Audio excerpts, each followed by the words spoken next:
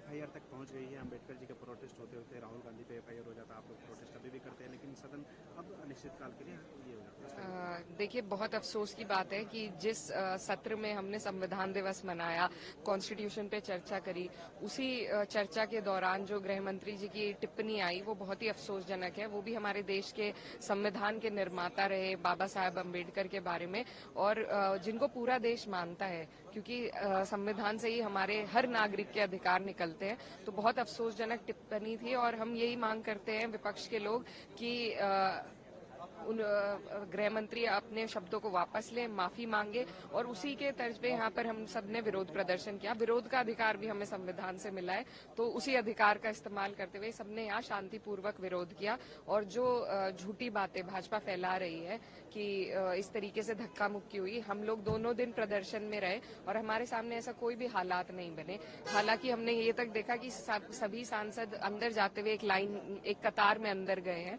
तो व्यवस्था ठीक थी, शांतिपूर्वक थी।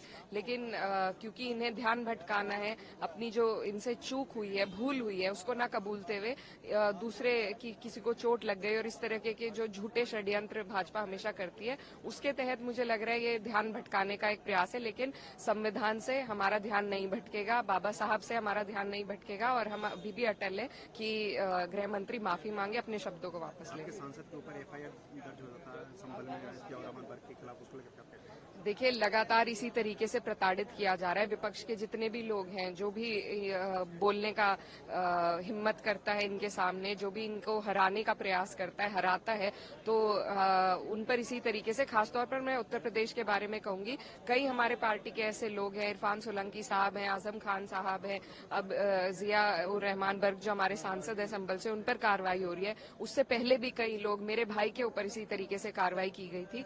तो ये इस सरकार का प्रचलन है, इनका तरीका है। लेकिन हम समाजवादी के लोग हैं और हम डरने वाले नहीं है, ना हम झुकने वाले हैं। हम हिम्मत से अपने लोगों की लड़ाई लड़ते रहेंगे। मोहन भागवत ने भी एक मंदिर मस्जिद को लेकर के कहा है कि अभी ये देश में स्वीकार नहीं है। राम मंदिर के बाद कुछ लोगों को लगता है कि ये विवाद करके नेता बन सकते हैं, लेकिन ये गलत है। जी, पहली बार मैं उनकी बात से सहमत हूँ कि आज जो मांग है, वक्त की जो पुकार है, वो यही है कि हम लोग इन सब मुद्दों से ऊपर उठकर, जो हमारे बुनियादी मुद्दे हैं, जो डेवलपमेंट के मुद्दे हैं, जो हमारे देश की प्रगति के मुद्दे हैं, उन पर सभी लोग मिलकर काम करें, तभी हम आगे बढ़ पाएंगे। तो पहली बार उनकी बात से मैं सहमत हूँ। हालांकि ये सब उन्हीं की प्रयोगशाला से चला है, लेकिन चलिए, देर आए दुरुस्त आए।